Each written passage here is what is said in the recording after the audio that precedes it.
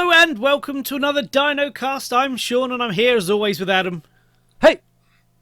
And we're going to be talking about games and TV and movies and stuff. So without any further ado, quick fire round. Are you still playing / is it on your system? Trouberbrook. No. Sudden Strike. No. Lamentum. I have it still on the Xbox. It hasn't been deleted, but I haven't played it yet. We're lining up here. I'm a no and a yes. Again, Lamentum is still on my system, and I will go back to that when I get some time. Out of Space. Out of Space. I have that still. That's long gone on mine. I really want to give that a go again. I actually went back to that. Sorry. And Peaky Blinders Mastermind. Oh, Peaky Blinders. Do you know what? I actually deleted that. I didn't get along with that. I love Peaky Blinders. That's still on mine, but mostly because I did as much of it as I did really quickly. Sorry, you were going to say something about Outer Space. Yeah, I went back to that. Defeating my quickfire entire scenario I had. Sorry, I had a little thing to say. So I went back to it after we recorded, and I persevered with level 1, and I actually defeated it. I won. I did level 1, and I know it's procedurally generated, and each time you do it, it's different. It's difficult because if you don't know, you're in space, and the place is it's got all like growing stuff, right? It's like I don't know what it is. It's like fungi or something like that. You basically got to clean it up. It's a general gunk. And then you get these creatures on board, and you got to what? We did a whole video on it. If they're not caught up by now, they're not being good fans. That's very true. But yes, it's frustratingly. Frustrating. I wouldn't say difficult. It's just frustrating because every time you clean a room and you go, if you leave it too long, it will get dirty again. So yeah, it's one of those. But I did defeat it, so I'm going to give it another go just to get to the next level and see what it's like. But yeah, it's hanging on. Cool. That's as much as it can ask, I think. Yeah. What else have you been playing, my friend? Because the new Games of Gold haven't been announced yet. Yeah, not a lot new, but I have been playing old games. And I've been doing GoldenEye 007. Yes. And I got stuck on, as you know, Shaun, on the train level. There's a train level that you got to work your way through the train, rescue the damsel in distress, and get off the train. Timed, right? Yeah, it's timed, but then when you get into the main room, it doesn't matter what time you enter that last room. It cuts down to about 45 seconds straight away. And she then goes over to the computer and starts hacking in to get information. Meanwhile, you've got to try and escape, and there's like a little hatch that you got to take out all the little hinges, I guess, that are holding this floor panel in place. And you got to do it with your watch and a little laser. It's quite cool, but quite difficult to aim. Oh, that's what I was going to say. I remember that from the first twin back in the day when I used to play it, being really imprecise as to whether you got it or not. I'm glad it wasn't just me. Yeah, and there was a thing that happened that I totally forgot about that was really frustrating as well. So when you go up to the hatch, your character automatically crouched down, so you're in the perfect position. But as soon as you move left to like go around all the other hinges, he'll stand up. He'll like glitch up, and then he'll glitch back down, and I totally forgot about that. Because you got to really stay still while you do it, and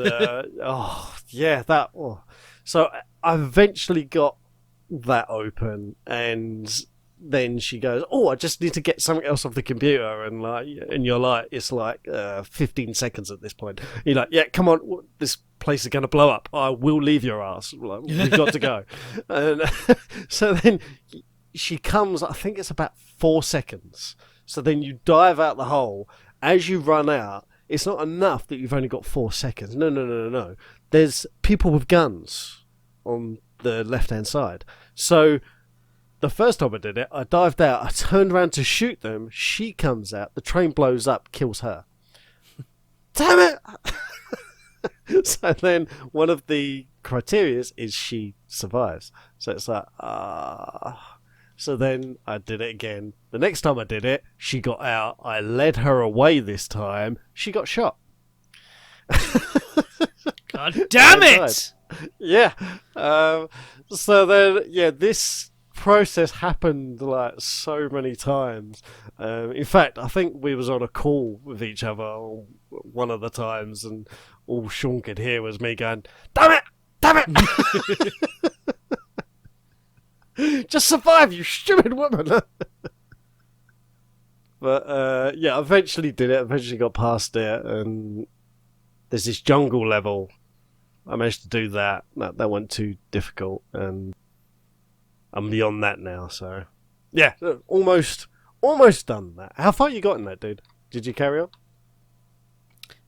Yeah, I keep going back to it now and then. Where am I? Where have I got to?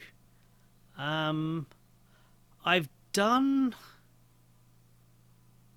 the silo. Have I done that the second time? The second time, yeah. Yeah, I think I'm in that big underground base where you've got to do loads and loads of stuff, and there's a camera that, no matter what I try, it keeps alerting all of the guards in black who come along and unfortunately wreck my day because I'm doing it on double O. So it's like, so I got frustrated with that, and I've gone back to it a couple of times, and I still can't get that bloody camera. I know the camera. Yeah, so it's caught me out a few times. Yeah, so that's what I've got to on that. Okay, cool. No, it's so good. It's so good they brought back an old classic. It's great. I love it. Absolutely. Which Microsoft have wanted to do for a very long time. It was always Nintendo that was the problem. Yes, because they exactly. Historically they've never liked to share or play well with others. But touch wood, Microsoft and they seem to be getting along pretty well. Which is all good. Oh, seen a few things. Long may it continue. Yeah. Oh God, yes, please. But in the same frame as this, bringing back old classic, I've been playing more of Age of Empires 2. Hey! Which, as you know, I absolutely love. This was the first game I ever played on PC. I'm not going to repeat myself too many times, but yeah, it's a great sort of sandbox game, and they have more campaigns, so I'm working my way through the campaigns as well, and they've got loads more civilizations to play as well. So it's awesome, absolutely awesome. I'm not in no means, by the way, I'm in no means the best player in the world. I'm not claiming that at all. In fact, I'm horrible, and some parts of it I'm terrible. But yeah, I get through it, and I can generally beat a map. So yeah, it's great. So I'm playing that. And I went back to The Escapist 2, if you remember that. Oh, right. Yeah. For no reason other than I love the game and I haven't played it in a while. So, I got on a jungle prison. And I had to escape the jungle prison. It took me over an hour. It was a while. That was quite difficult to work out. There's loads of ways that you can escape these places, but I just couldn't string ideas together for some reason, and I just kept going around all the jobs that you're meant to do, and so I didn't get caught. And but no, that's Yeah, a lot of fun. Well, but that's about it. What about you, sir? What have you been playing? Well, I'll start at the start. I've made a video of a lot of the stuff I've been playing. Yeah. So Vampire Survivors was dominating my time for a long, long while. Yeah. That is a wonderful, wonderful game, and it's one I keep chipping back to. The problem is I'd kind of got stuck for making progress. I'm not entirely sure what I need to do next to actually give myself some oomph to go forward, and I'm not yet at the stage where I want to look online for pointers. Right, yeah. So yeah, we're at a bit of an impasse with that. So I decided to play some other stuff anyway. This is not me having a bitch, but I've put up a couple of videos lately that no one has fucking watched. And I didn't expect a lot of people to watch I made a game with zombies in it, right? But I didn't expect more than 5, because that is a really, really fun, stupid little game.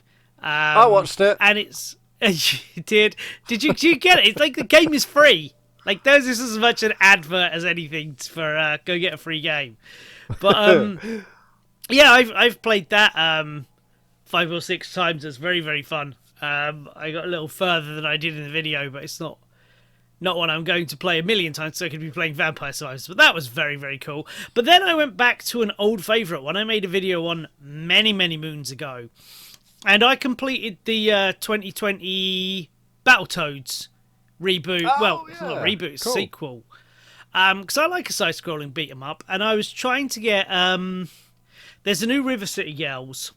And I never played the first one. So I was trying to get both those on the cheap, and I failed. And I bought a load of other games instead by accident. So sooner or later we're going to be getting a nice video on the return of the Obra Dinn. But anyway, yeah, so I decided to go back to that, and I think if you take that, well, what it obviously is, it's a B-level kind of retro kind of inspired game. I think people were overly harsh on that. I thought that was a lot of fun. I thought it was the humor is very a very sanitized version of kind of mid 2000s Adult Swim shit, which I really liked anyway. So yeah, I had a wonderful time with that. I think more people should play it. It was really, really fun. It's probably a lot more fun in 3-player, but I'm not big on playing games online, so I played it for all myself, and I had to suffer through the bits which are obviously really should be played with 3 people. But no, I think that was a really fun time. Now? Yeah, I think so. I think it's been online for a while. Ah, right. I remember looking at it ages and ages ago, because we was going to do it for the channel, but really long time ago, it wasn't yet online. I remember that being one of the reasons we didn't play.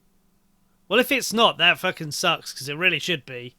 That's yes, but said it a lot in these videos recently. There's not really any excuse for that. No, exactly. pay for the servers and get your game online. That is just expected now. Yeah, but 100%. yeah, it was nice and varied. Like it didn't look like a AAA game or whatever, but it wasn't the point. The point of it was to make a stupid retro style Battletoads, and I imagine a large part of the reason it looked the way it did is because of budget, but also making it look like a mid 2000s Flash animation just really worked in its favour as well. Yeah, that was super fun.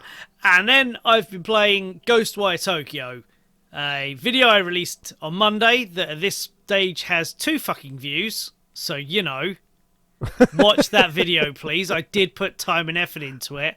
And I watched it. Yeah. Good man. Yeah, and by and large, it's...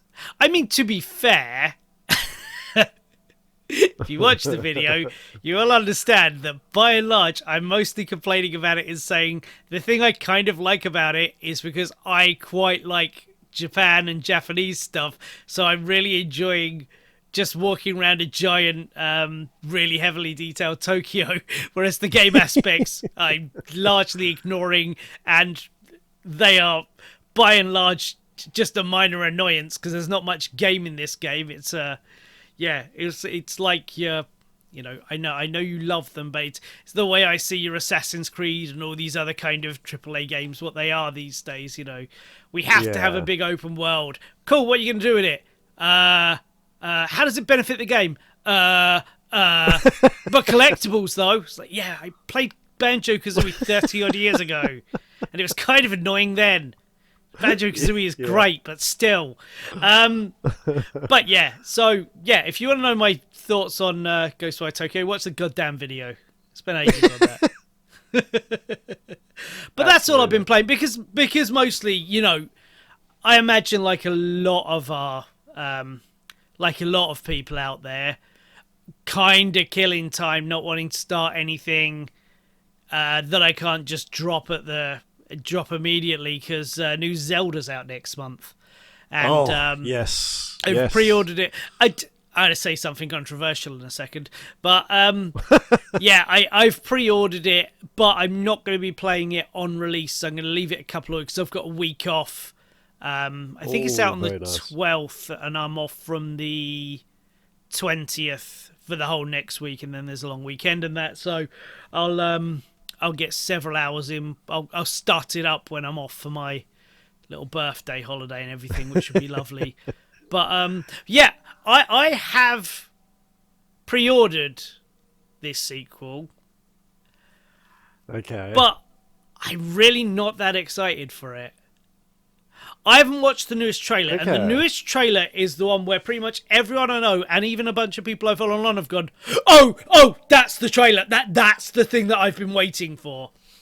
And I'm like, I'm just going to be surprised by that now. Because by and large, it looks like more of the same. And I really enjoyed my time with the first one. But it is Nintendo making that kind of game I was just complaining about Ghostwire Tokyo and that for being just big stretches of largely nothing and the same few enemies over and over again and just collectibles and stuff, But it was Nintendo doing it, so they just did it because they spend so much longer on their games and their games are of higher quality, it tricks you into thinking it's not exactly like all of these other games that I'm complaining about. But it is. It's just better done. It's just better done, yeah. But I still don't think. I still think people lost their shit over that because it was Nintendo doing that, not actually based on the quality of the game itself. Because I think that is a very solid 8 out of 10. But I don't think it's anywhere near a 10 out of 10. I don't think it's particularly innovative or thing, but it was gorgeous and it was fun. It was fun. Oh yeah, absolutely.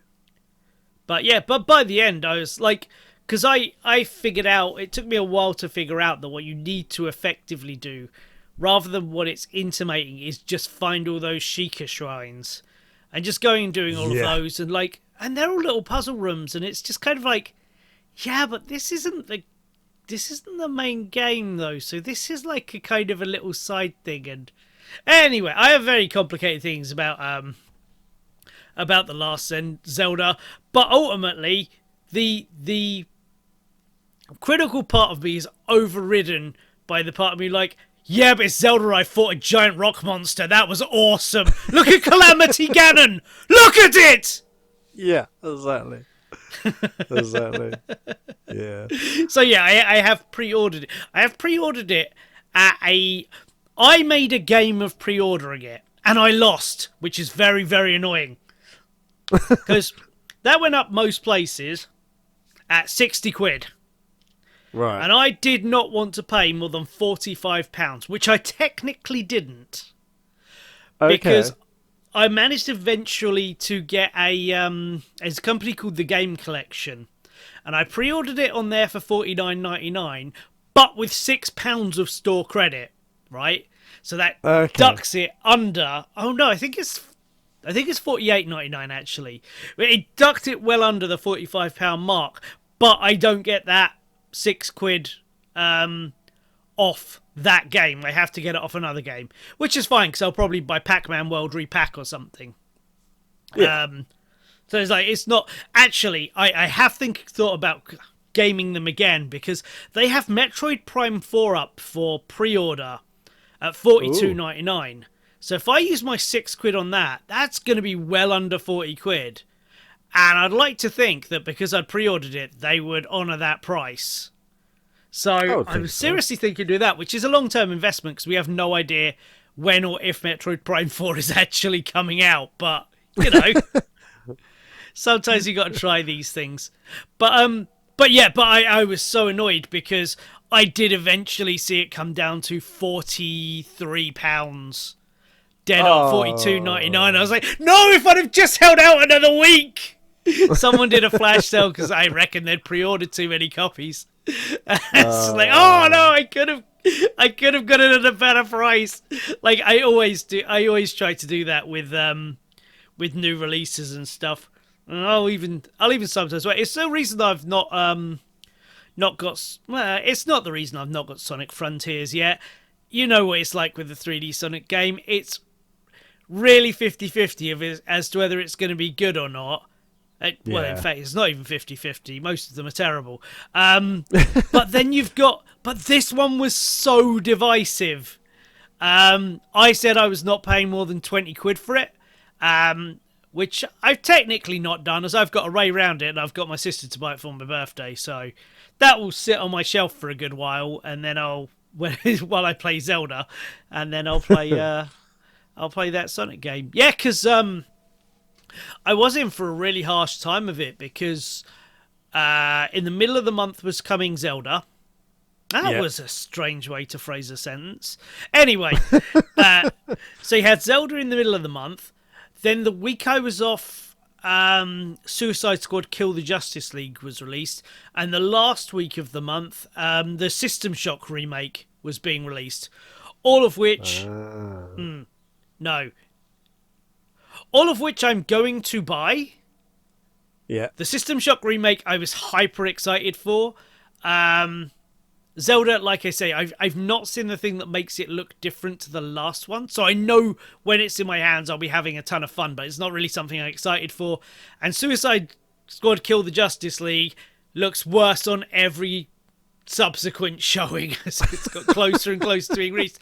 To the point that the last feedback, there was a PlayStation thing. They did some showing on a PlayStation thing, and it was hit so badly with complaints and comments, they've now delayed it till next February to rework a chunk of it.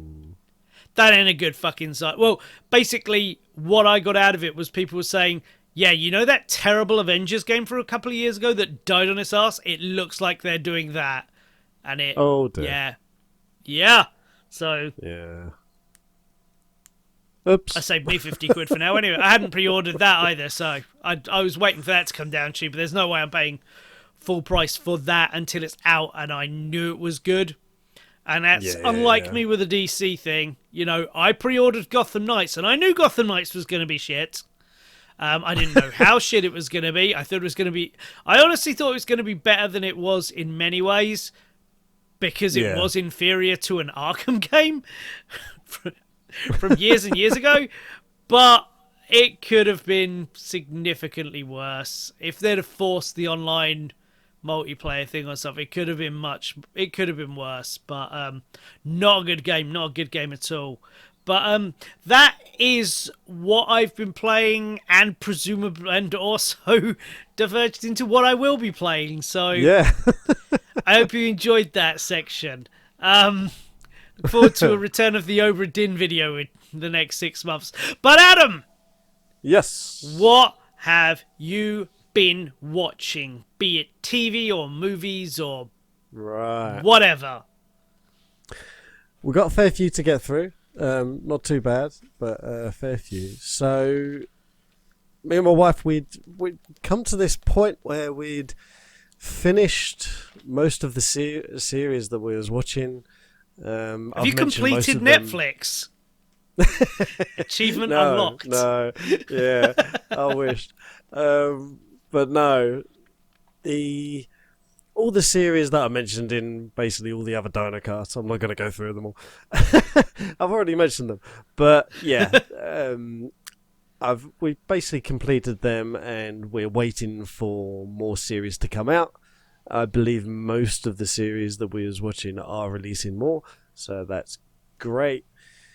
And then, so it was just having a flick, and we saw Will Trent on Netflix come up. I don't know. I don't know if you've. Yeah, so it is. It's an American police procedural crime drama television series, based on a series of novels. And wait, is Will Trent the show or the actor? I thought you was naming an actor.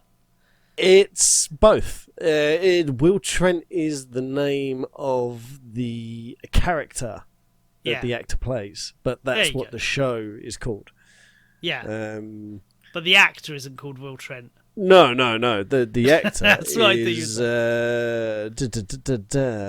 Ramon Rodriguez. Blah, blah, blah. You know what I'm saying. Ramon Rodriguez. I'm terrible at pronouncing.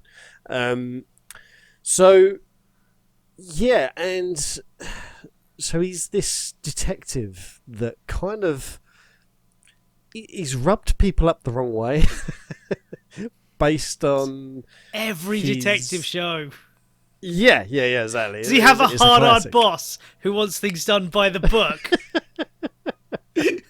No, he basically got abandoned by his parents, and he got sharp turn. He got brought up in Atlanta foster care system, and while being in the foster care system, he gets abused, and you see very, very early on, I think it's like almost the first episode, but he's got like loads of burn marks all over his body, and it's pretty horrific what happened to him. And on top of that, he's also dyslexic, which he tries to keep hidden, but the person or the other detective he's been put with recognizes it and sees it, and that's where I'm up to at the minute. And so I'm gonna see what happens with that. But because of this, he can't detect things in the same way as other detectives can. So he's come up with this other way of doing it, which is basically observational skills and all the details and stuff. Again, kind of a classic detective. So basically working like a detective then.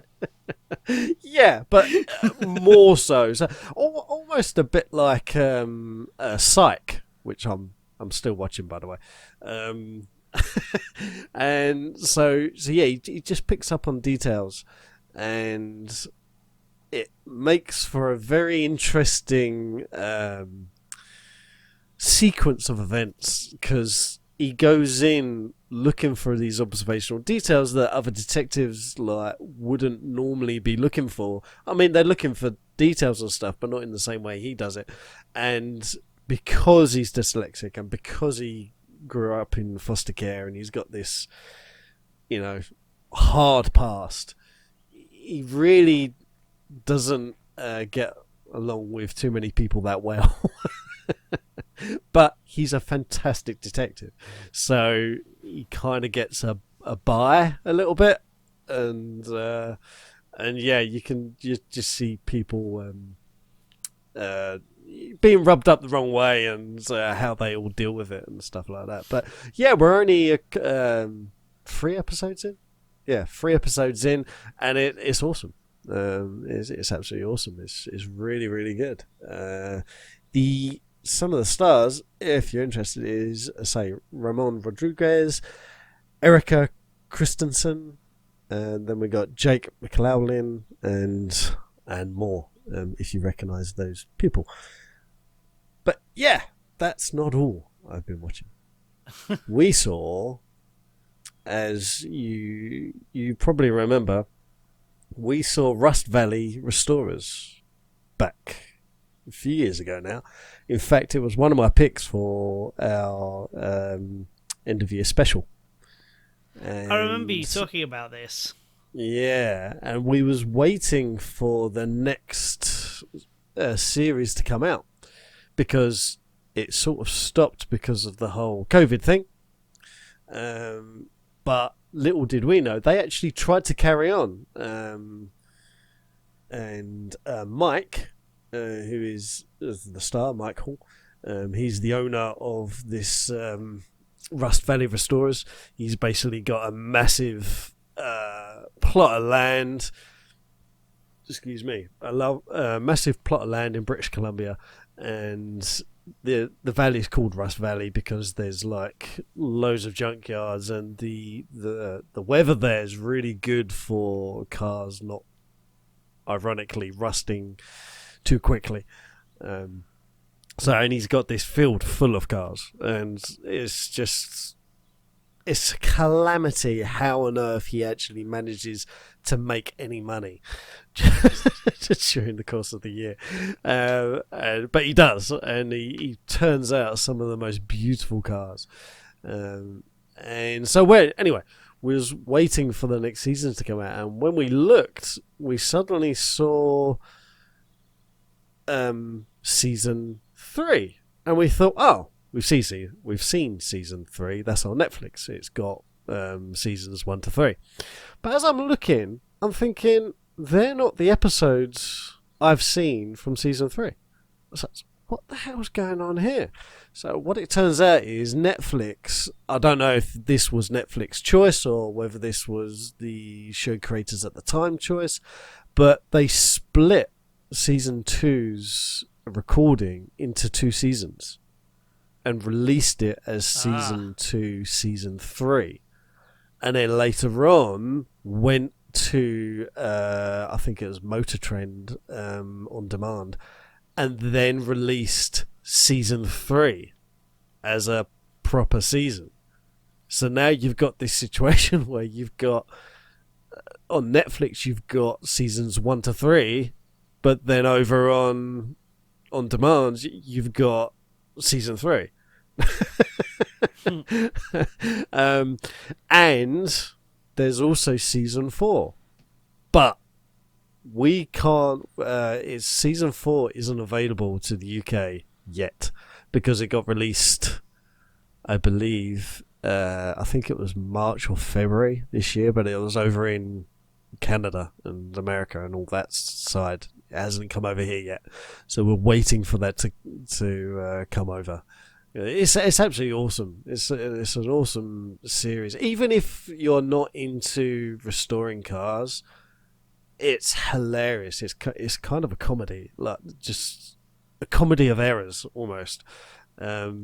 He's got this real big problem with buying really old cars that you would think are worth nothing, and then he's just got this habit. So his son tries to like curtail it and like make a bet with him, like, and say, "Look, I'll make a bet with you. You cannot buy any more cars until you do up the ones you have. If you do, I get to blow up one of your cars." And so he's like, all right, and he's kind of a betting man as well. So he's like, yeah, I'll take that on. And then sure enough, I think the bet was over a course of 2 weeks. And then right near the end of 2 weeks, he pulls up to his Rust Valley Restorers with this massive lorry load of cars. And his son comes out and goes, "What's this? I thought you promised like you weren't going to buy any more." And he's like, no, technically, I made this deal before we made the bet. So these don't count. And then all of a sudden, this other flatbed truck pulls up with another 2 cars on it. And he's like, well, what about these two cars? And he turns around, and I forget the guy's name, but he turns around and he goes, I thought I told you to come next week when the bet's over. And the guy's like, I want to get rid of him now. I only got to wait a week. So consequently, he lost the bet. And then it's his son and his best mate basically go through his yard and pick out one of the cars that he loves them all. And because they're demolition experts as well. That's what they did before. This is like his hobby. Yes, you do. Yeah. so like restoring cars has always been his hobby, and so over the years he's just collected all these cars. But his main job was like the building trade and demolition. So he knows how him and his son know how to blow stuff up safe. Well, sort of safe. So as safe as it can be. But yeah, they set this car up with like loads of explosives, and he shoots it, and it just goes boom. So you get an idea now what these episodes are like. Yes, it centers around restoring cars, but it's not. It's more about Mike Hall and his addiction to buying cars and his friends and family around him. But if you're into that and you're after a bit of comedy, definitely watch that. That is absolutely awesome. I've been carrying on with McGuyver, the original series. I think in the last Dinocast I told you McGuyver. I brought the whole box set. I'm on season 2 now. I don't get to watch it that often because time is very critical these days. But I'm still working my way through those with Richard Dean Anderson, absolutely awesome in the 1985 series. So this is the original series, not the new series. This is the original series. So yeah, I'm working my way through that, and then moving on to the movies. My kids were after a nice, fun film to watch. And I was racking my brain trying to think of some films. And so I've still got like tons of DVDs and stuff like that. So I was just looking through my DVDs. And I thought, I'm missing a few. Like I can't remember where I've put them. And then this name come to mind. And I don't know if you remember it, but The Rescuers. Does that ring any bells? This old Disney movie, right? Yeah. With mice or something? That's it, yeah. I largely remember it because I remember the sequel. And there's quite a famous thing about the sequel in that there's a scene where they're shooting down a hill on a tray. And the animators put a photograph of a topless woman in one of the windows. I didn't know that. Oh, that's cool. Obviously long since edited out, but yeah, you couldn't catch it back then, so yeah. Brilliant, I love that. But yeah, it's very, very, very vague memories of The Rescuers. Oh yeah, and I can remember it as a kid, and I loved it, absolutely loved it. And so I thought, I wonder if they're gonna like this. This is an old cartoon, but I wonder if this holds up. So we found it. Netflix have got it. So it was no, weren't Netflix. It was I apologise. We got it from Amazon because I couldn't find the DVD. So yeah, I'm surprised it's still on there. I'd have thought it would just have been on Disney Plus now. I thought that as well, but it wasn't. It was we found it on Amazon. It's a really old one though, so that might have, I don't know. Perhaps it hasn't found its way yet, but it's 1977 was when that got released. Walt Disney, obviously, and it's awesome. It's about these mice and this rescue society that go on these rescue missions, and they get a message in a bottle and saying help from this little girl, and so these two mice get picked and they go off and try and rescue this little girl. And it's awesome. It's awesome fun. It's awesome family fun. And I have to say, it still holds up. like as a cartoon family fun film, it really does hold up. It's still got really laugh out loud bits, and so yeah, if you're after a bit of family fun, check it out. It's awesome. It's pretty good. But and the last thing I'm leading up to, we went cinema. Yay! We don't normally go cinema these days. As I said, time's an issue. But we went cinema and we watched Dungeons and Dragons: Honor Among Thieves. Huzzah! And yeah, and I went into this knowing exactly what this was, and this is fantasy fun. It's absolutely awesome, and I went into it with that mindset. Now, in the audience, there was some people that was sort of commenting and saying stuff like, "That wouldn't happen in Dungeons and Dragons. Oh, that wouldn't happen. Oh, that blah blah blah blah blah. Oh no. In the Dungeons and Dragons I played and what I made up and blah blah blah. Because it's a role playing game, right? So you make up your own story with the base characters and everything that the game gives you. And they're saying, oh no, that wouldn't happen. I'm like, really? This is a film based on fantasy. And you're picking it. You're trying to pick it apart. just go into it. What it is, it's fun. And do you know what? Now, don't be that fucking asshole in the cinema. Absolutely, with you on that. Yeah. But yeah. But I'm a Batman fan, right? You all know this. Oh yes. Yeah. I've enjoyed almost every Batman movie there has been. Yeah.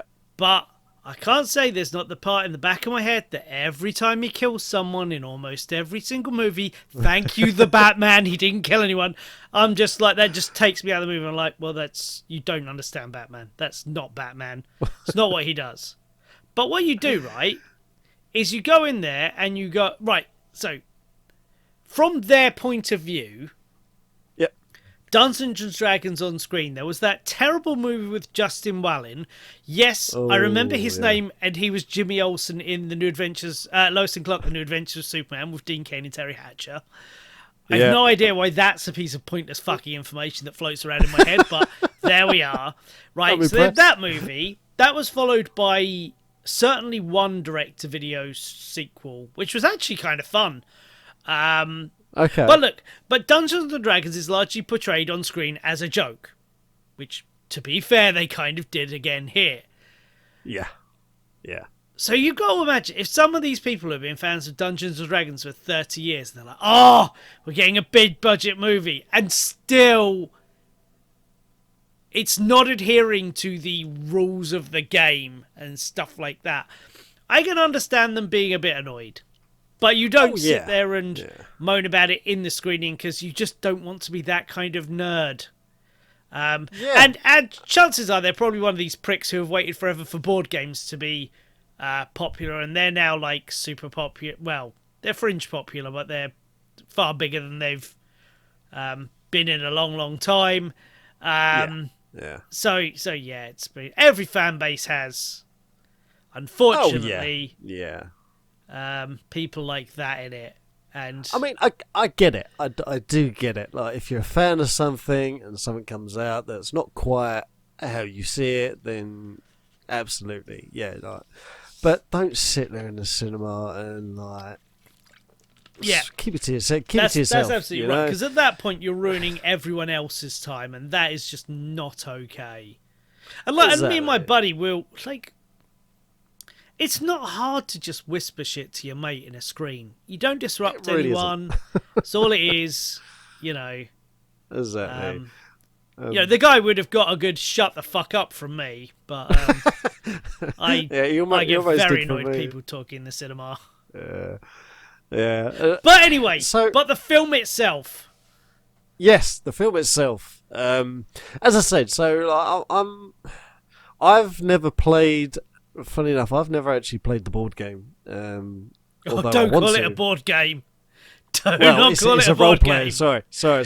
Role-playing game. It has multiple boards that you can buy and multiple characters, and it's a role-playing game. Sorry, but yes, I've actually never played it. But I want to. It seems awesome and it seems a lot of fun.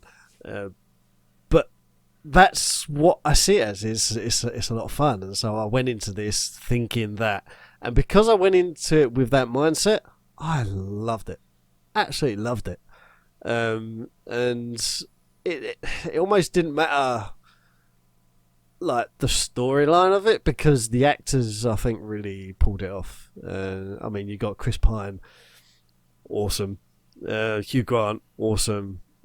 Michelle Rodriguez, yeah. I was very happy when I saw the movie because I was led to believe that Hugh Grant was a glorified cameo. So for him to literally be the main bad guy and doing like an utterly unsubtle fucking Boris Johnson impression for the entire movie, I was dying throughout that whole goddamn thing. Yeah, it was I absolutely loved amazing. it. Every time he came on, I was laughing. I was just like, Yeah. oh, that is awesome.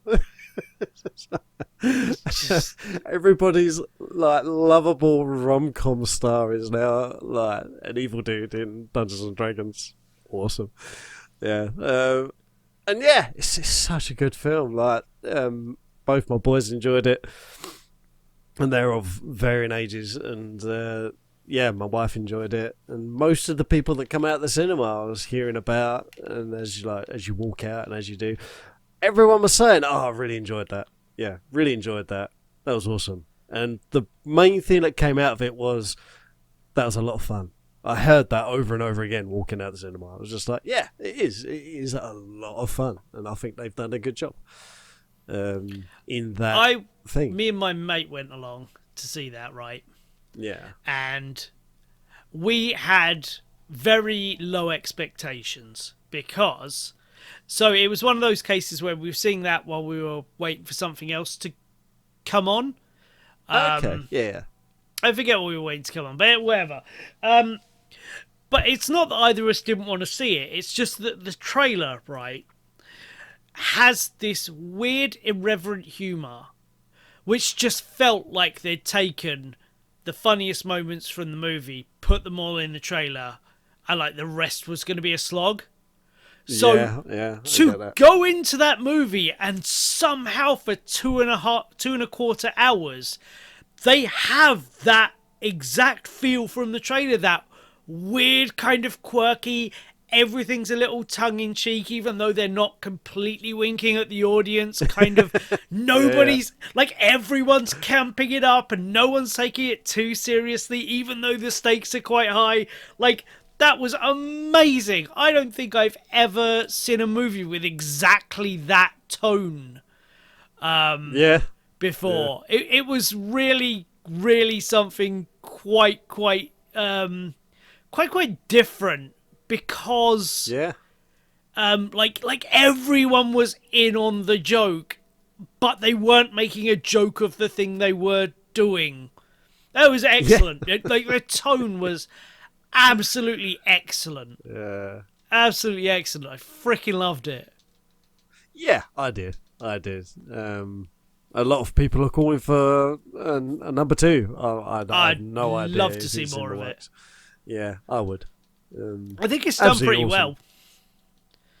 So yeah, exactly. Did you notice, or are you old enough to notice? Oh, here we go. That they put in the kids from the 80s show. Did you spot that? I did not spot it. No. They're in the maze of death at the end. Is that them? Yeah. Yeah, very much them. In fact, to the point me and my mate were like, at some point, that the skin changer has to turn into a fucking unicorn, right? It didn't do it. It left it ambiguous as to whether they were killed. But it was amazing having them in there. We totally laughed our asses off anyway. Oh, we laughed, yeah, but I didn't make the connection with the. Oh, that's awesome. That's really cool.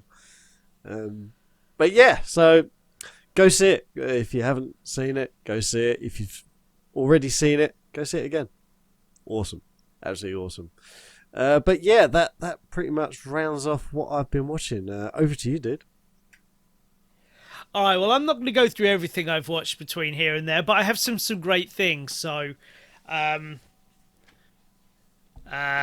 let's keep this relatively brief because I've seen a lot of movies. Cocaine Bear. Now, Oh, there's one of two ways to make Cocaine Bear. There's the wrong way and the exact way Cocaine Bear was made. That movie knows exactly what you want it to. It's like the first Sharknado. It knows exactly what you want it to be, and it completely delivers. Probably better than the original Sharknado, to be fair. Like, this is telling a stupid story about a stupid situation that that it is just taking to a ludicrous extreme, and that movie is freaking hilarious. It is excessively violent and gory, it is excessively sweary and stupid, and it has a bear hopped up on cocaine as the lead character. Awesome. Could not have asked for more. Could not recommend that more highly. Skip a bit. John Wick 4. Those movies.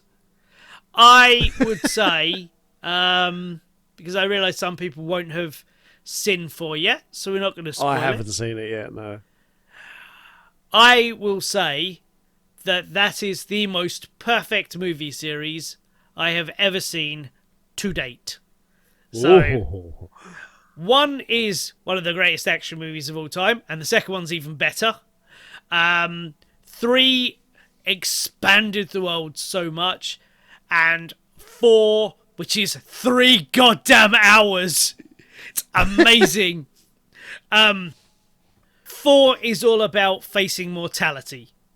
So the previous John Wicks, each one has had a theme. So the first one is found family, and the second one is loyalty, and the third one is duty, and the last one is mortality, and it's that's the big theme with that one. And Jesus Christ, it's so goddamn good. It's so good. Like, I don't say they're perfect movies in the way that I don't say they're perfect movies in the way that people like to think a perfect movie can only be something that gets an Oscar, you know, that kind of film. Like The Father is an unbelievable piece of cinema. Yeah. But John Wick is every bit as good as that. It's just not trying to be that. Everything a John Wick movie does, it does to perfection and could not be improved on. That doesn't make it the highest of art. That doesn't make it, you know, some new genre-defining thing, although the first one was. What it is a fantastic movie from start to finish that could not be improved upon. And I think that about all 4 John Wick movies to this day. I think they are absolutely fucking incredible. And there's not anything quite like it. 1, 2, 3. Yeah. Yeah. Awesome. Well, I agree. Absolutely awesome. 1, 2, the new 3 one, awesome. right? Because they've tried not to go all Expendables with it, but they do chuck the occasional cameo in there. This movie, if you know who he is, this movie has Clancy Brown as a character called the Harbinger, and effectively his role is to stand, look menacing, and be enormous like a harbinger of death. He's absolutely freaking... It might not even be the harbinger, but that's what we called him. Like, he was awesome, and he is simply used for his presence. And he has just that... you know, if you don't know who he is, he was the Kurgan in the first Highlander. He was the big, really corrupt guard in the Shawshank Redemption. He is the greatest Lex Luthor of all time from the Superman animated series. You know, this is a really... He's quite old, but he still looks massive and intimidating. And on the rare occasions he busts out that voice, that super deep, growling, booming. Oh, he's incredible. Incredible. Like, he's an utterly memorable character, and he's very much a secondary character who's not in it much. That's how good these films are. I freaking love the John Wick movies. I could go on for days about them, but I won't because we leap into spoilers and stuff, which I don't really want to do. Here's a cool thing. What? Oh, yeah. So I was just going to say, I saw an interview with Keanu Reeves, and he was saying a bit about the process of some of the movies. And I found it awesome that he was like, I think one of the times he was sleeping and he woke up with an idea. And another time he was, I think, on the train, as he does, and he had an idea. And both times he's called up the director and just gone, I've got this idea. Like, shoot me down if it's stupid, but I just really want to do it. Like, what do you think? And one of the ideas was he wants to do a fight scene on bikes through a tunnel.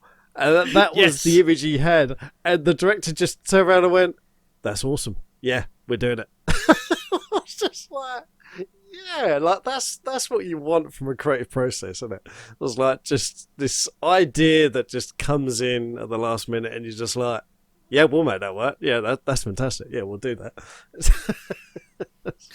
I love that. I think that's like makes it better. Yeah, awesome, absolutely awesome. Yeah, but go on. Indeed. Sorry, I interrupted. No, it's fine. Yeah, I took my dad to see the first Superman movie, the 1978 one. That played in cinemas for one day. Yeah. So I didn't see that. But then, now that I've remembered what we saw, Double Dragon, Dungeons and Dragons before. Yeah, we needed to slip that in before seeing the Mario movie. I haven't seen that yet.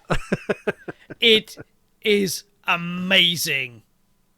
Like, yeah. I can understand why critics are 50-50, because a lot of critics simply cannot understand what this film is. They don't have it in them to simply take this movie for what it is. And what this movie is an hour and a half of Mario references. Nothing more.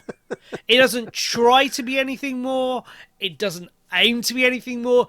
It is literally an hour and a half celebration of everything Mario wrapped up in the plot from all of the games and Jack Black's unbelievable performance as Bowser. Like, that's all this movie needed to be, and it is incredible. It is like, there was a point, you've seen it in the trailer, there's a bit where Peach fires up this testing course for Mario. It looks like a part of the game and stuff. And that's 20 minutes, half hour in. And I'd say to my mate afterwards, I had to close my eyes and calm down because I was getting so overwhelmed that this is everything I've wanted to see since I was an 8-year-old kid or a 6-year-old kid when I was first playing Mario and watching that crappy cartoon from the 80s and stuff. Like, I was getting genuinely hyper overexcited because the kid in me was just like, oh my god, like unfucking believable. Like, and I can understand people not getting that. There are going to be a lot of people out there who haven't had, Mario walking beside them their entire life, but I'm of that generation, and I am that, I'm an 80s kid.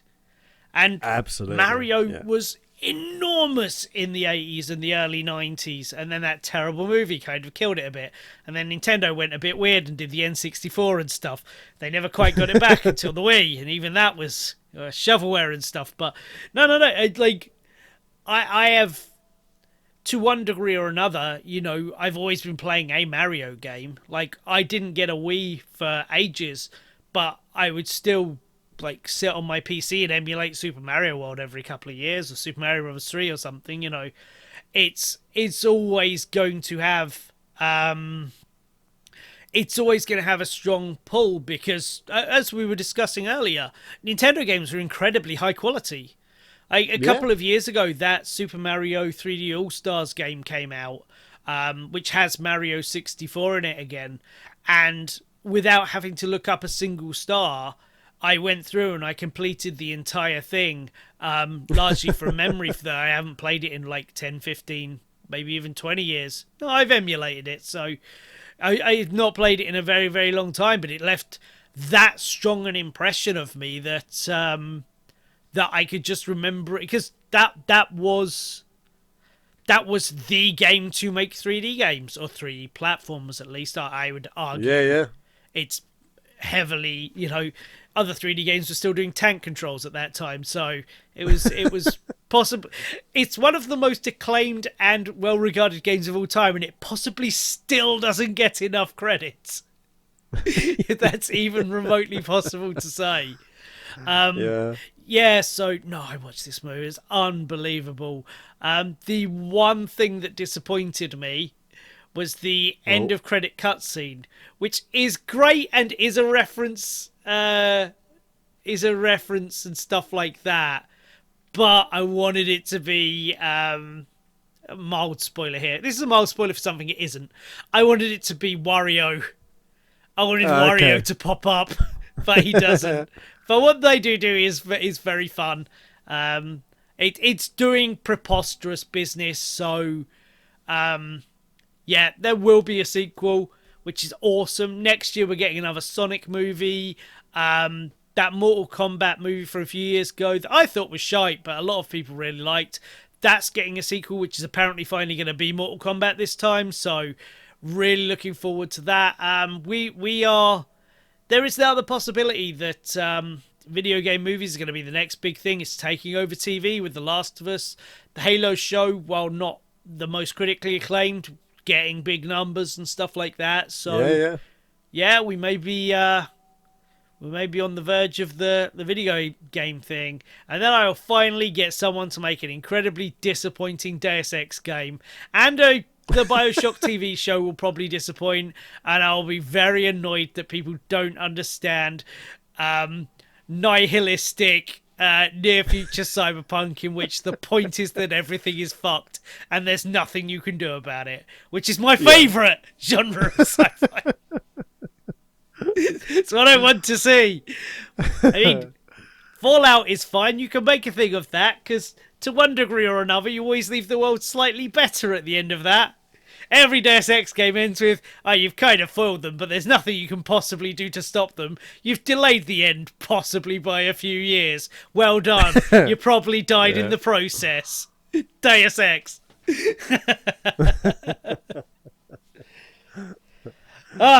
And lastly, because I have seen some great stuff, I have seen the biggest pile of trashy crap I've watched all year.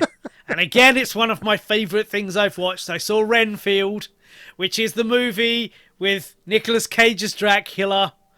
And it's got Nicholas Hoult, who, by and large, you associate with being in very, very good movies, or at least when he's in the X-Men. Well, the X-Men movies he was in were pretty good, to be fair. He is, if nothing else, excellent in it. I have never seen him act as though he's in a Nicolas Cage movie. Because you know what Nicolas Cage is doing as Dracula. Oh, he's camping it up all over the place. He's chewing the scenery. He's being weird and awkward and all those wonderful Nicolas Cage things. And do you know who Awkwafina is? Yes. Yeah. Yeah. She's in it. I can't decide if she can act or not, but whatever the hell she's doing, it is entertaining. So I assume that's kind of her thing. But I've never seen Nicholas Hoult act really badly and do it on purpose, and it was amazing. He is every bit as entertaining and campy as everyone else in that movie. Oh, it must have been so freeing for the guy. Just to be like, Oh, you don't need to try. Right, I'm going to put twice as much effort into trying to be as weird as all these other people. And finally, right, who almost stole the movie for me. Did you watch Parks and Recreation? I didn't, no. Well, this will be lost on you. But the guy who does the voice of Sonic is called, I think it's Ben Schwartz. But anyway, he played a character in that called John Ralphio, right? Who is he's basically playing stereotypical 90s Euro trash, new money kids in Europe that kind of travel the world being pretentious dicks and stuff, right? Yeah. And that's his character in Parks and Recreation. And he's doing it in this, and then he gets Dracula powers. Doing that! It's amazing! It's so good. He almost stole the movie for it. It's got, his mother is played by, a woman whose name I can never remember because she's not been in a lot of things. She's always phenomenal in everything she's in. And until recently, and to be fair, she's getting a bit older. That's no knock on her. But until like about 10 years ago, she had the single sexiest voice on earth. Like the hottest voice on earth. Like the worst thing is, yeah. Anyway, I'm not going to go into it, but yeah, she was in it, and I've never seen her be anything other than excellent, and she was camping it up with everyone else. Oh, it was just an absolute delight, and I got to see stuff. What I always judge these kind of movies on is how much does it surprise me, because this is the thing, when I'm watching a thing like this, I know what I'm getting, so it still needs to have a few surprises. Like, the story doesn't have to be all over the place or whatever. Just do a couple of things that surprise me. And here comes a spoiler for my favourite part of the movie, which is something I've never seen before, right? In a fight scene, Nicholas Holt's Renfield pulls off a guy's arm, right? Starts beating his friend to death with them. I've seen that before in a movie. I watch a lot of violent trash. But then, right, he has to save someone else, so he grabs the arms in the mid, just at the elbows, right? Yeah. Straightening them, then throws them using them as javelins. These are the pulled off arms, using them as javelins, which impale through other guys, pinning them to a wall. That I have never seen before in a movie, and was laughing my goddamn arse off. He literally pulls off a man's face. He just grabs his face and pulls it off, leaving only a skull and eyes and a girlish scream. Amazing. So stupid. I've seen that before a few times, but never pulled off arms used as a club and then turned into javelins to pin someone to a wall. Amazing. This movie is unbelievably stupid, but it knows it, and that is its glory. That sounds a lot of fun. I have to see that. Oh, it's amazing. It is amazing. Don't show your kids, but it is amazing. No. Awesome. But I've also been watching a little bit of TV. I've watched the complete season 4 of You, which is just... It's now probably my favourite show. It's been borderlining on my favourite show for quite a while, but Christ, this season was so good. It's just the right shade of dumb, but it's also being really smart about the dumb thing it's doing. So it works on almost every level for me, because I am quite complex in the sort of thing I like.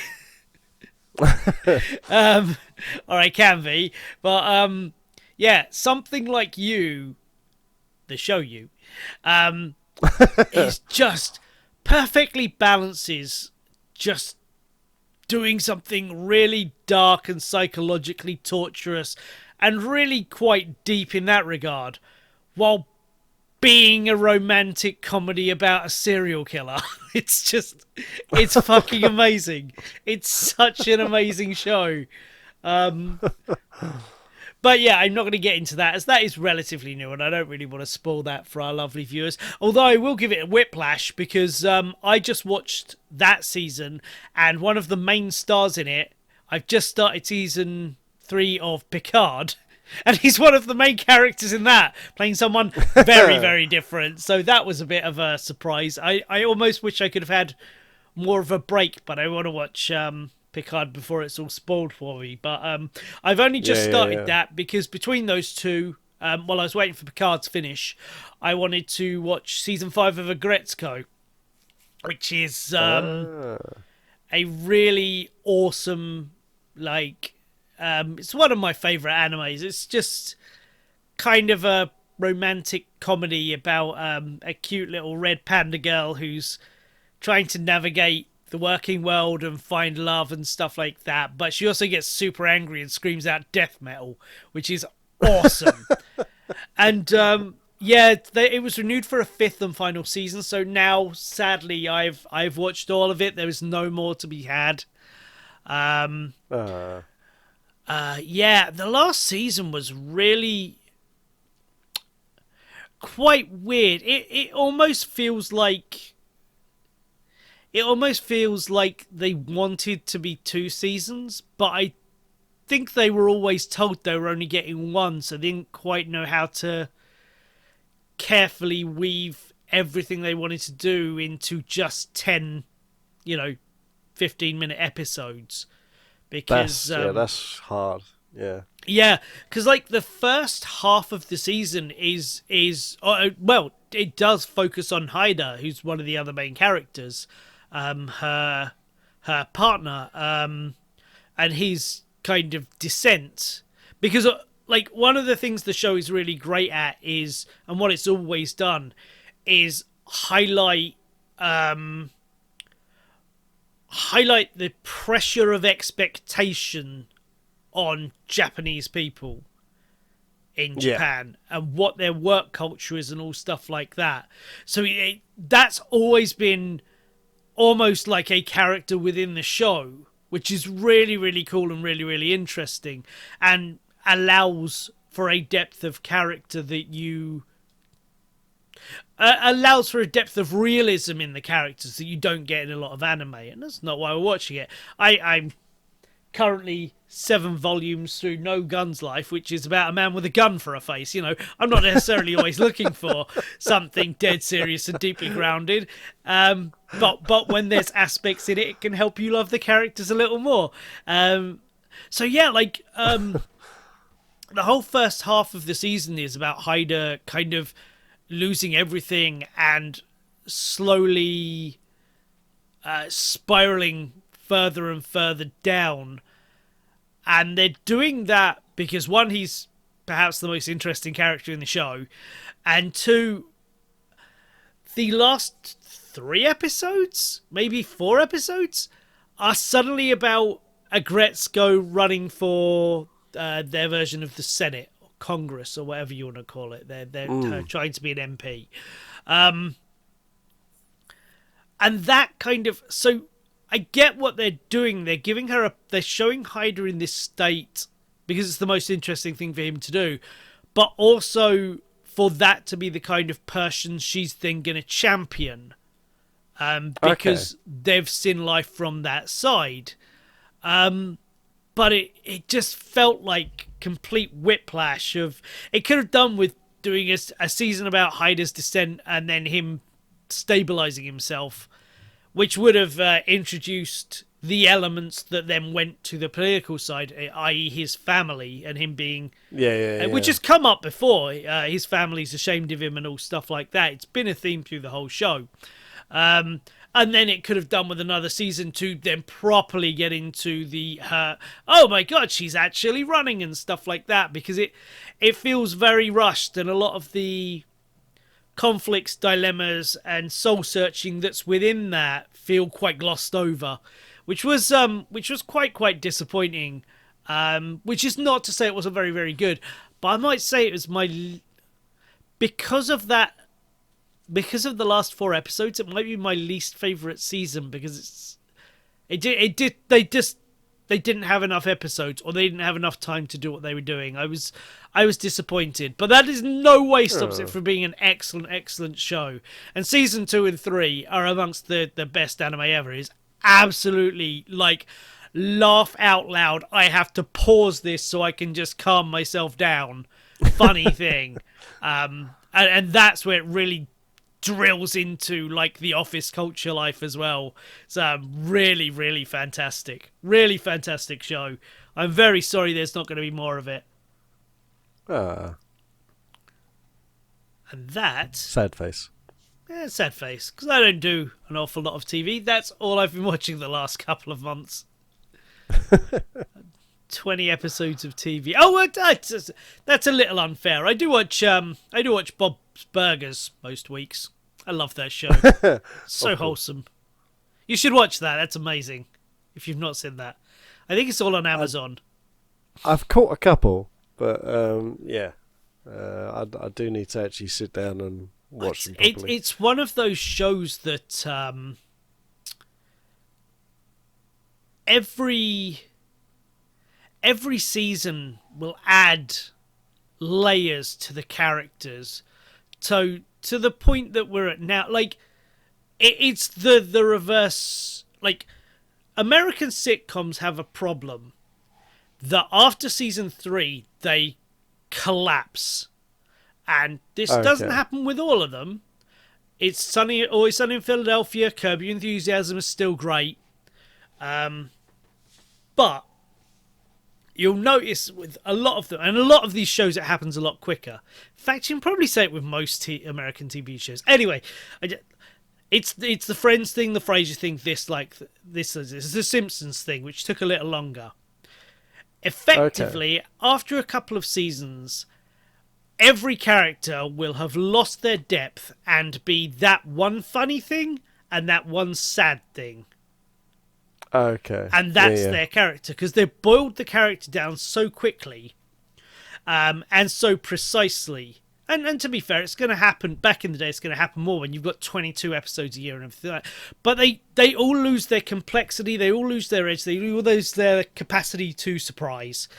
And they're just funneled into the term people use a lot is Flanderization, but it's happening way before it happened with Flanders. Like I say, it happened with Friends really quickly. It happened with Frasier, this, that, and the other, really quickly.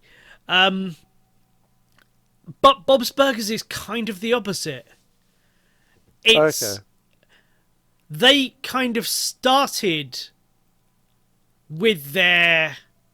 They kind of all started with their Flanderizations and have added, over the years, just added layers and complexities and depth to it, to the point that now it's got one of the most well-rounded series of characters of any animated show, certainly animated comedy I've ever seen. It's quite remarkable. It's just a wonderful show. Good. It's so clever. And also super, super dumb. There's these great things. You find, like, for The Simpsons, you've got all things like, Homer says dough compilation, or Homer falls off the thing compilation. Yeah. But for Bob's Burgers, you just look up the sad state of Teddy's life compilation. And Teddy's one of these, he's like, well, probably the main side character. He's a guy who eats in the bar all the time and like thing. And he's just, because the way they've written these characters, he'll just be saying this perfectly normal sentence and just add something soul-destroyingly sad to the end as a joke. But like, it's all just flavouring his character this teeny tiny little bit. So like, he'll just be saying something about how well this burger has been prepared, or how well the sauce has been marinated, and he'll be like, yeah, and then it'll just be like talking about how wonderful it is, and in the end he'll just say something like, yeah, because my ex-wife used to go and marinate for 4 hours, marinate her chicken for 4 hours every Thursday with Jeff. Oh, her chicken was amazing. And it's just like, it's all stuff like he doesn't realize she was obviously cheating on him. He's just happy he got good chicken at the end. It's all stuff like this, and like all the characters have this stuff. Like, yeah, all of them have these little things and these little asides which just add little bits to their characters and just flesh them out a little more. I freaking love that show. I said in one of our other ones, like, the Christmas special, I don't think the last couple of seasons have been It's all been good, but I don't think there's been a lot of standout. But this year has been really back on form. And that Christmas special had me absolutely in floods of tears. It was so well written. And it's something they could only have done with the years and years of building the characters that it uses to do that finale with. Yeah. It doesn't work in the first 2 or 3 years of the show.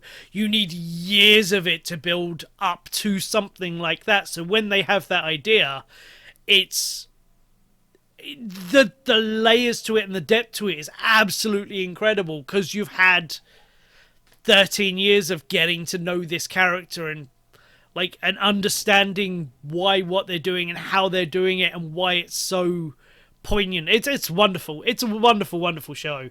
If you and the wife need something to watch all of, that's it. And then go and watch the pilot thing that's on YouTube, which was the original concept, whereas Buzz Burgers had quite rapidly become the most wholesome show on TV, and it was pitched that they were actually cannibals and were feeding people the whole time. That got changed.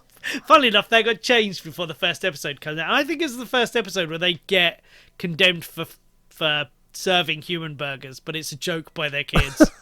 But I wasn't expecting to talk much about Bob's Burgers today, but I did, and I love that show. It's amazing. It's wonderful. But what else have you been up to much, mate? No, we're sort of in the depths of selling our house. So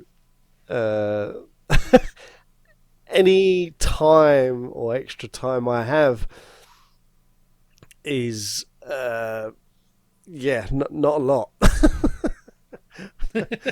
is a constant barrage of, okay, you've got 5 viewings on, say, I don't know, Saturday. So on the Friday, you clean up the house. Now, we're quite tidy people. We keep the house fairly ship-shape, as much as possibly can be with 2 boys. But it's livable clean, you know. It's the kind of clean that you come into, and it's comfortable for you, but that's not show clean. That's not show quality, is it? Is so you've then got to go through everything like hyper. So you over the top clean the bathroom, you over the top clean the kitchen, you put things away that normally would be out. And like, for example, on our side, we often have the bread and like the cereals out on the side, ready for the morning. But during the viewing, it's like, no, we'll put that away. Makes the kitchen top seem bigger, so put all that away. And it's all like little things like that. So, but once the Saturday's gone, then you're thinking, okay, so we've probably got a week. No, haven't got a week, because you got a couple of viewings on the Tuesday, and then you got a couple of viewings on the Wednesday, and oh yeah, there's a viewing happening on the Friday. And so you just go through this barrage of, right, over the top clean. Now I can relax. No, can't really relax, because tomorrow got to do it all again. Because the kids don't really understand that much. I mean, my eldest does, but then he's still a kid, so he doesn't really understand. Like, he just wants to play. So understandable. He's a kid. I'm gonna let him. So it's always right. Okay, we've got to clean up again, and yeah. So it's just a constant barrage of that at the minute. With then work and then any spare time I get, I dedicate to this and other things. So yeah, not a lot is the short answer. Not a lot at all. So I mean, my boy was involved in the St. George's Parade in our local area. So yeah, he's a scout. So yeah, he did the parade in his scout's uniform, and then went down to the church. So that was a lot of fun. It was raining that day heavily, so he was like a drowned rat, bless him. But yeah, he did it. Other than that, no, not a lot. What about you, sir? Have you done much? I went to something. Well, okay. I went to see Orbital live. Do you know who Orbital are? I've heard of them. They're a dance trance act from the 90s who have apparently kept going for years and years and years. Not Was really this when I my met kind you of... down London? No. Oh, right, okay. That's when I went to see the Batman with the live orchestra. That was awesome. That's it. No. They're a dance act from the early 90s who kept going to all this time. They put on a proper 90s style rave. I'd never been to something like that before. It was awesome. It was an audio-visual assault to all the senses. Oh, wow. Yeah, it was kind of weird because it just happened to pop up. I was looking for stuff to do, and it happened to pop up, and I'm like, I don't know why, but I kind of want to go to this. And I floated the idea with a couple of mates, and they're just like, no, we have to do this. I'm like, oh, really? Like, yeah, why the fuck not? And I'm like, yeah, all right, let's do this. Really, really glad I did. Never been to... Again, it's not my kind of music. It's not my kind of scene. Though I loved the music. Don't get me wrong. And I like them from back in the day. But, yeah, I'd never been to anything quite like it. I had an absolutely awesome time. It was so cool. Yeah, I know it's been a while since the last Dinocast, so I don't really know what we have and haven't done. So that was that would have been the day before WrestleMania weekend. So I did that with some friends. Nice. Since my main focus at this stage is next Tuesday, getting advance AW tickets to All In August. I've taken on the task of getting the tickets because I don't trust anyone else to do it. And we're going up to £200 a ticket each, so we're gonna. Oh wow! I'm surprised they wanted to pay what I wanted to pay because I'm a massive AEW fan, and I will get there somehow. I will get good seats, but they've booked fucking Wembley Stadium. Like 90 odd thousand people or whatever they can fill it with. So I will get a ticket, but I want a good ticket. And my mates are just like, yeah, right. It's like as a one-off. This is AEW's first one over here. We'll come with you and we'll get good tickets. I'm like, oh yeah, this is gonna be awesome, awesome. It's on the bank holiday weekend as well, so like at the end of August. So I don't even have to have a day's holiday. Though I don't know how I'm going to get back from London because I am going to be drinking. But that is the day after Shaun's problem. It's not a problem for me in the build up and or on the day. yeah. Dude, rescue me. I have slept in Liverpool Street Station before, and I may have to do it again, but we shall see. Yeah, but that is what I've been up to. So, do you have any other business? No, I think that's it. I think we're all caught up. Excellent. This has been somewhat unstructured as, we wanted to keep this a bit shorter because we've got a couple of months to cover, and we didn't do one last. We just didn't have time to do one last month. This takes a lot of time to edit and stuff, and that's the only reason we didn't do one last week. I just didn't have time to sort it while we're getting into our new patterns of me doing the Monday video and Adam doing an excellent job. I might add he's taken on doing the 2-player stuff. We've got a very exciting new series coming soon. Yes, which we randomly found. So looking forward to that. I'm really looking forward to seeing what you're going to do with that, mate. and I'm enjoying being able to relax a little more and just do the games with gold stuff. So I don't have to, you know. Yeah.